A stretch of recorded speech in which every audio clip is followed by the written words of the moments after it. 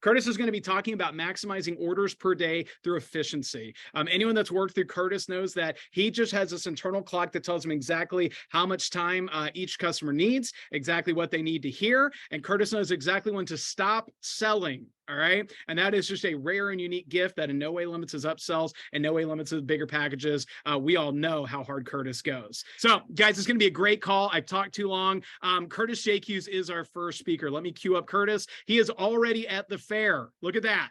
That's amazing. All right. I'm jealous. Guys, Curtis is coming straight from Hawaii, enjoying a beautiful time with his family. The photos and the videos of Chloe are just incredible. But guys, Curtis is someone that needs no introduction. The most important thing I will say when it comes to Curtis is that he is relentless with his high standards that he has for both himself and other people. I'm sure most of us have worked in the booth with Curtis before, but just in case you haven't, you're in for a treat if you get to, but you sure as hell better be on your toes. I've never seen a day that Curtis did not hold himself to the highest standard. I've never seen a day where Curtis was less than the most Curtis version of himself. And you know what? Damn it, he doesn't let me slide either, and he doesn't let any of us. And so we want to start this call off with the man with the highest standards and the highest averages, Mr. Curtis Jaques. Thanks, Brian. I appreciate that. I'm really excited. I've been on vacation for a month and a half, so getting back into Cutco is going to be the best thing that happens because I spent a lot of money the last month and a half. So what we're going to do is we're going to talk about maximizing your order count through efficiency. And the first thing I want you guys to know is that I have 4 major keys that I'm going to talk about today. So you guys can put your 4 little marks down and then we can go from there. The first thing that I have is slow down your approach. The reason why I say this now, most people go, well, that's not efficient. If I'm slowing down, I should be speeding up. And you know, the faster I talk, the faster I get people in and out. That's not true. It's actually the slower you go with your approach, the faster you're going to get to the end so you can be more efficient and move to the next person. So what I have written down here is when you're working a fast environment, we tend to always speed up, right?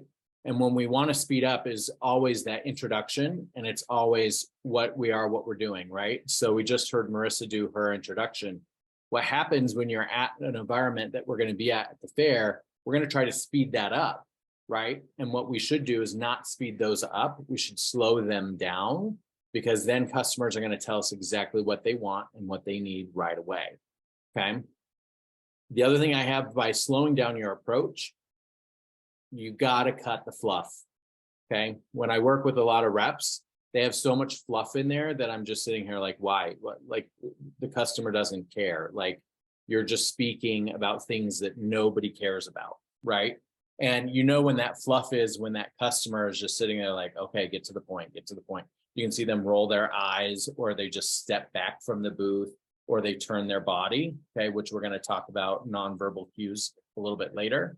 But you got to cut the fluff.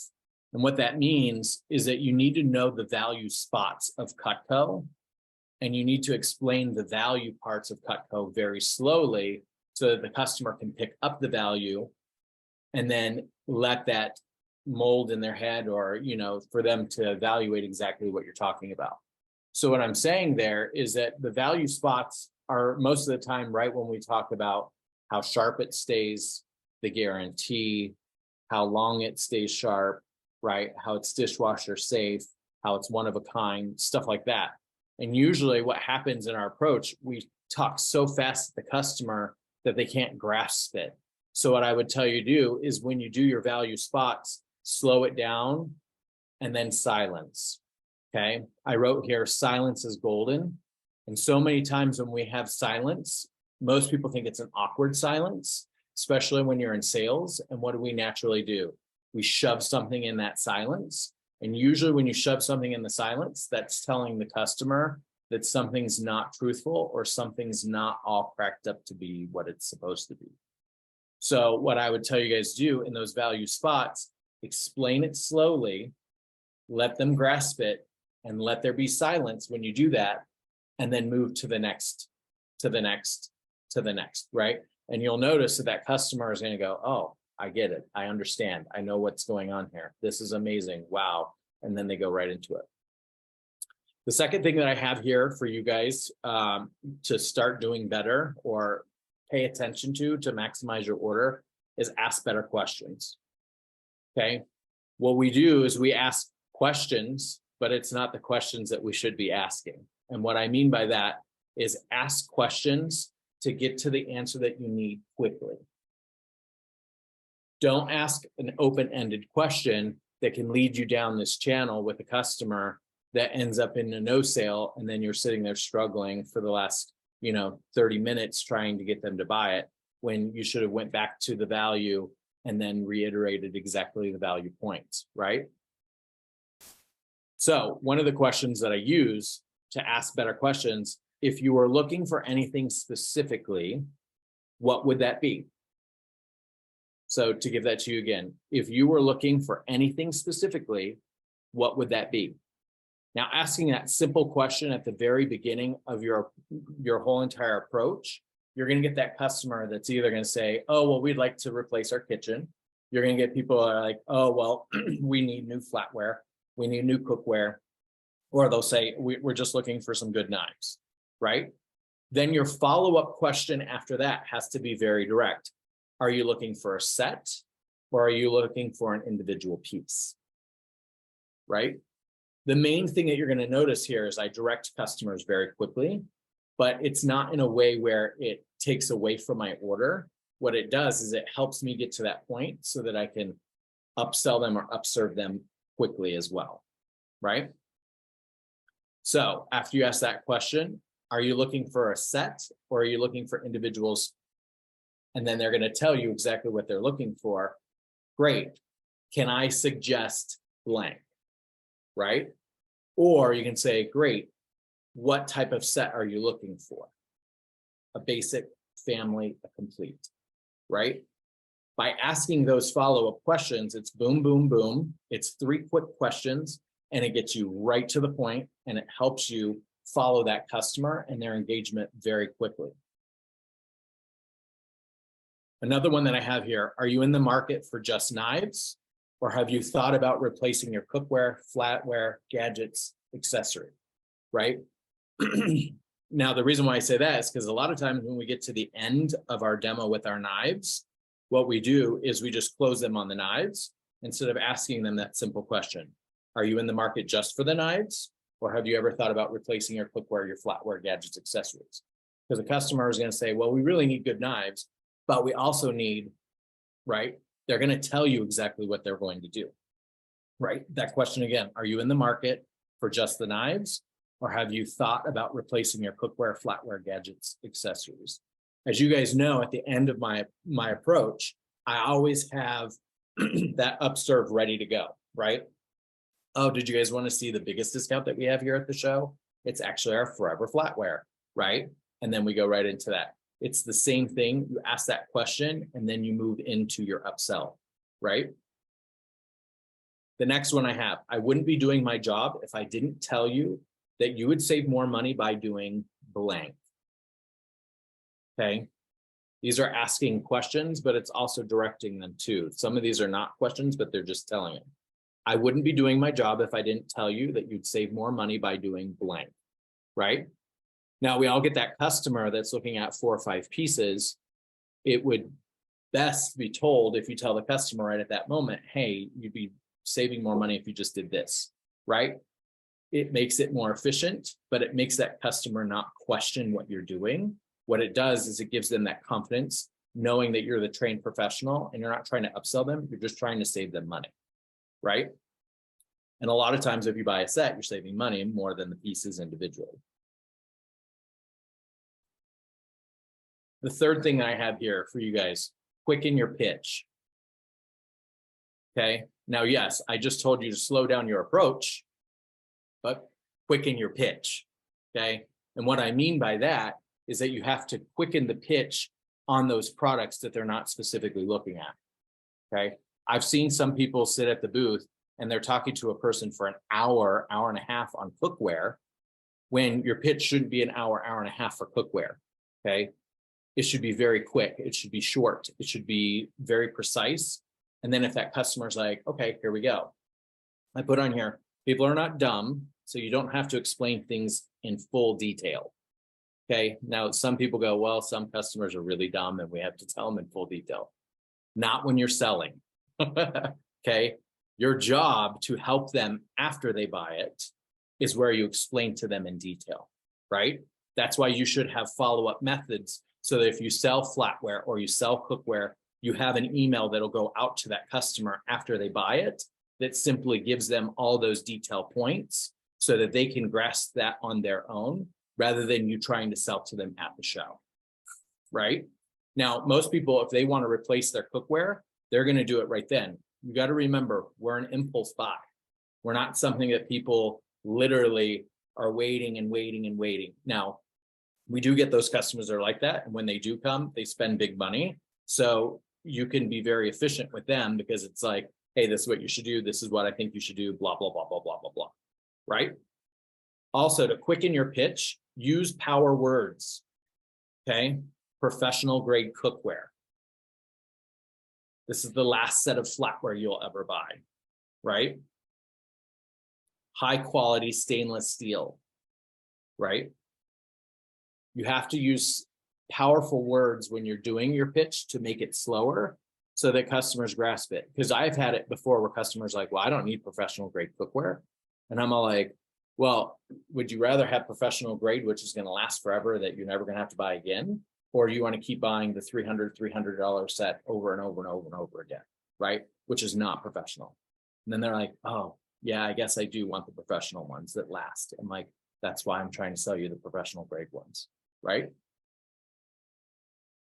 The other thing that I have here is after you show them, ask a simple question, right?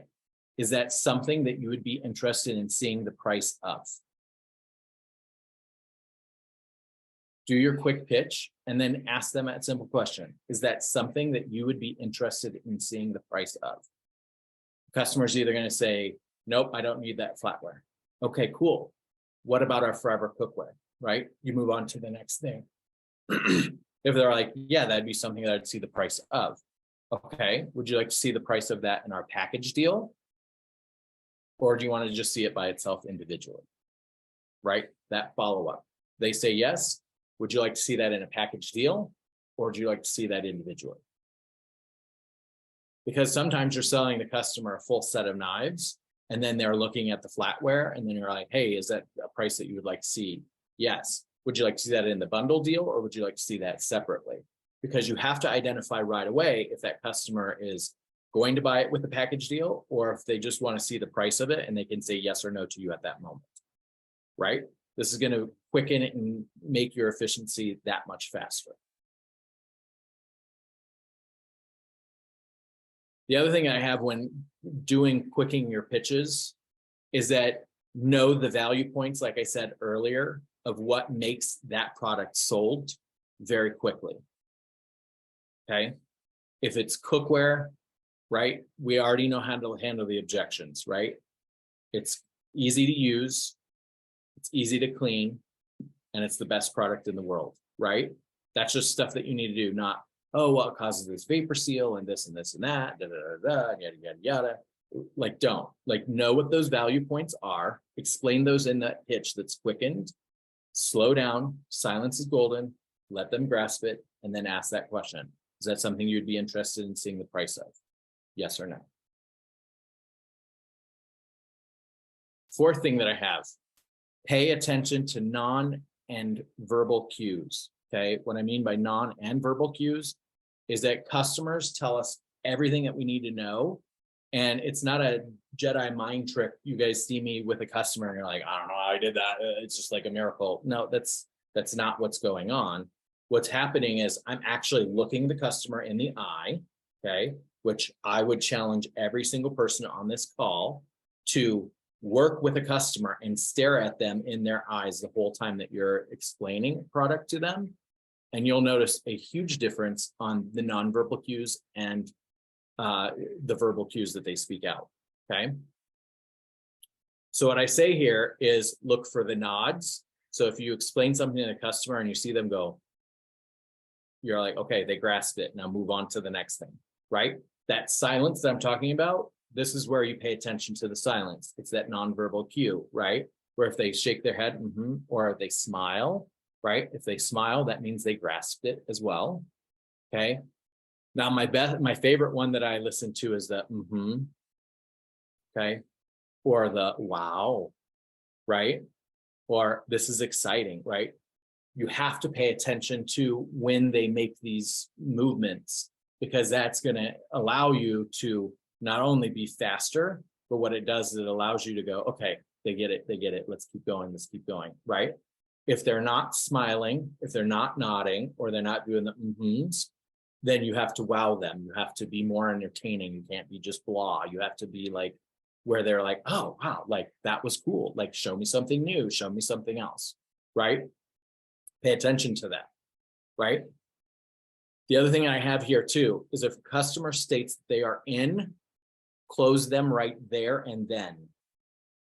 Okay, I know this is hard for a lot of reps because they hear the customer say, oh yeah, honey, that set, oh, we totally need to get that. They don't want to close them there. They want to keep talking and talking and talking. Okay. What you want to do is you go, okay, that's the set you guys want. No problem. What color do you guys like it in? The dark or the white handles? Right. I'm very quick on picking that up when they're like done, like quit talking, Curtis, and just sell us what we need to be sold. Okay. The other thing that I have there too is to quicken your pitch and watch what you're doing to make your orders more efficient. Is watch what they're picking up at the booth, watch it what they're looking at the booth, like what they walked up to at the booth. A lot of times what we do is we just start talking to someone immediately when they come up to the booth. I would encourage you, slow down, step back, let them touch things, let them look at things, let them browse before you immediately jump in, okay? Because that is a nonverbal cue that tells you exactly what they're actually looking for, which will help you at the very beginning of your process, right? If they're over at the homemaker, right, they're probably looking for a basic set of knives or a set of knives that look familiar to them, right? If they walk up to the white set, usually that tells you they either like the white or they're looking for something specific or they want the full set, right? Now, if someone walks up to the signature set, I immediately know that they're going to ask me right after that, is this the biggest set that you have? Because all they care about is the biggest set, right? So I'd encourage us that have an ultimate sets in dark and white so we can pay attention to our customer cues right away. So I would encourage you guys to pay attention to these things when you guys are at the show. So slow down your approach. And what I mean is just slow down. Let the customer take in everything that's going on around them in their environment. By the way, when we say slow down, when you slow down with that customer, the whole entire fair slows down with them. Okay. And what I mean by that is they took the time to walk by, stop at our booth, which they're engaging with us, telling us, please take me out of the environment that I'm in to show me something cool, right? So slow down there. Ask better questions. And when I say ask better questions that will lead to a yes or lead to the product that you're trying to sell them. The other thing, quicken your pitch. And what I mean by pitch, that's not your approach. Pitch means the product that you're trying to sell them, which could be gadgets, accessories, whatever. And then pay attention to nonverbal cues at the very beginning of the appointment or the approach, the middle, and at the end. If you ask that question, like I tell everybody, you need to ask that question. And just so you know, before I tell you the price, Cutco's not cheap because cheap things aren't good and good things aren't cheap. This is a very quick way for you to get a nonverbal cue or a verbal cue where they'll go, yeah, this stuff's expensive. Or they'll go, Or they'll go, well, how expensive? Those are cues right there that literally tell you if you're ready to close or not ready to close, okay? And the other thing too is learn your push away close. And if you don't know what the push away close is, learn it, because the push away close will make your efficiency go way up, because instead of you trying to hold on to that customer and like keep them there just to close them, if you do the push away close, they'll tell you yes or no right away, and then you don't have to think about it. Other than that, that's what I have. And we can open it to Q&A if you want to. By the way, the crazy thing is Curtis just delivered all that and he's under time, which is astonishing. Curtis, we're really good time-wise, and this might be a topic we need at Dangerfield. This might be a topic we need on a TGP call, not a State Fair call. Is there any chance you could just kind of quickly tell me what the push away close is, or maybe just demonstrate that for us? Is that something that you don't mind maybe Yeah, quickly sharing here? totally good. So the push away close comes after you reassure the customer. And we all know the reassurance close is, no, just so you know, you're not just buying some random set of knives. You're buying the number one product of its kind. You're buying American made, which we would tell you support our country, not a foreign one. Also, you're buying something that's going to last forever, not your forever, but your family, their family's forever. And the cool thing about it is that if you buy the product from me, I will be the rep that'll take care of you from now on, which I've been doing this for 19 years. I have over 20,000 customers. So if your knives do go dull, I'll be the guy that'll come out to the house and sharpen it for you, right? That customer still has that, I don't know, well, we still got to think about it, right? Once they say, I got to think about it, this is where the push away close comes in. And push away is not like push them away. It's what it is. It's kind of reverse psychology on them to make them tell you yes or no. Okay. So the push away is like, oh, I gotta think about that. Okay, no problem. I totally get it. Take a step back. Then you speak out to them. I totally get it. I know that you probably didn't come to the fair to spend thousands of dollars on a set of knives. Most people don't, but when they do here at the show, they really like it. Now, I'm not going to push you into buying a set of knives here at the show, because my job is that I want you to buy something that you know you're going to love, something that you're going to have, and something that you see the value of. And if that's not Cutco, then I totally get that you have to think about it. Now, if Cutco is that thing, I totally get it. It's expensive. Now, this is the set that you told me that you wanted. So if this is the set that you want, I can definitely help you out with that. Or if you'd like, I could show you a smaller set. Or if it's just a price thing, we can work on price as well. And then I silence, just like I did there.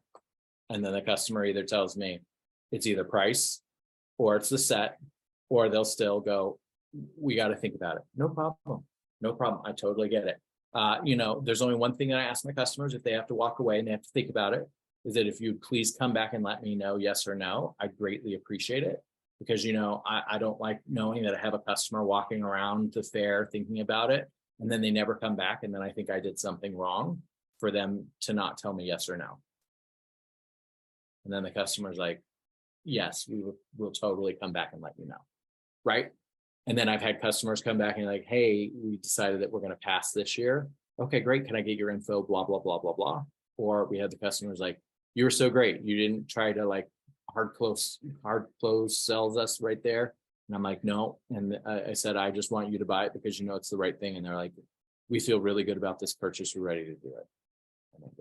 So the push away is like, you're pushing them away, but you're not pushing them away, but you're pushing them away. But then you're like, what's going on here? You just wasted time with it. Damn. All right, that's gonna be 2 videos that come out of this this session right here.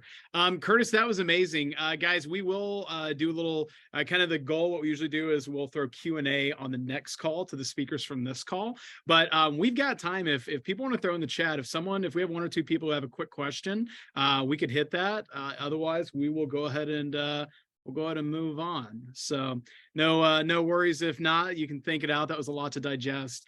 Curtis, for my part, I guess you kind of touched on this and you gave an example or 2, but to kind of tie a bow on this, I guess I'm curious, is there any one particular habit or pattern that you see in people that you work the booth with? And by the way, specifically when you work the state fairs with us, is there any particular pattern or behavior you see that you think is limiting how many orders per day our team is writing up on average? It's okay if you don't, but if you have a thought, kind of what's the one thing we could really work to improve on? And I give you carte blanche. Say whatever you want. It's our team. There's many things that I see when I work with reps. There's reps that are intimidated by working in a booth with someone that is of higher caliber. When I say higher caliber, there's nobody on this call that's actually higher caliber of us. It just means we outsell you every year. And that just means we have a bigger database. We're in front of more people. Right. And what I mean by intimidated is that's when they start questioning what they're doing instead of just doing what they do and why they're so good at what they do, and not pay attention to whatever the hell's going on in Seth Kinzer's world or my world or Brian's world or Josh Muller's world. We're all different reps. We all sell differently. We all have different interactions with customers. Your interaction with that customer doesn't change the interaction that would have been if I was with that customer, or if anyone else would have been with that customer. That interaction is that interaction.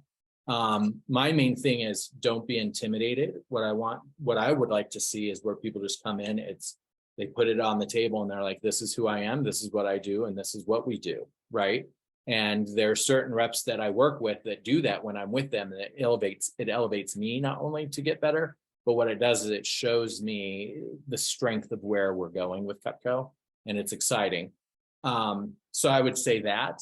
The other thing that I would tell you too is don't be afraid to talk to people, and talk to as many people as you possibly can. If you get really good at your job, you could sell ice to Eskimos.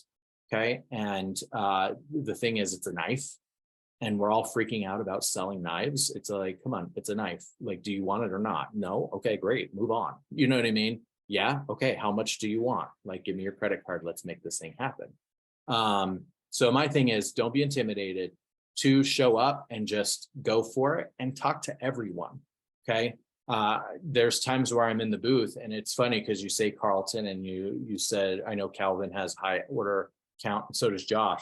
And I know for a fact that when I work with those people, they talk to everybody and anyone, and they take their shot with every single person that's there. And I think it's important that everybody takes a shot, because we're talented. We're the best of the best. You know, and what better feeling do I get when I sell to someone that nobody else would have ever thought of talking to, or even tried to sell them Cutco? And then here they are buying a galley set, right? A 15-year-old buying a galley set that everybody would just usually dismiss them. And I'm like, nah, whatever, I'll try, you know, let's see if they buy. And then they buy, and I'm like, victory, right? So just have that in the back of your mind. Man, that's fantastic. What great thoughts to finish out on. My two corrections on that. The only thing people think about me is, oh my God, is Brian going to talk that loud and fast to every customer? That's about it. But the other thing is, I do not accept that you do not have Jedi mind tricks, because the Force is strong with you. Guys, let's give that round of applause.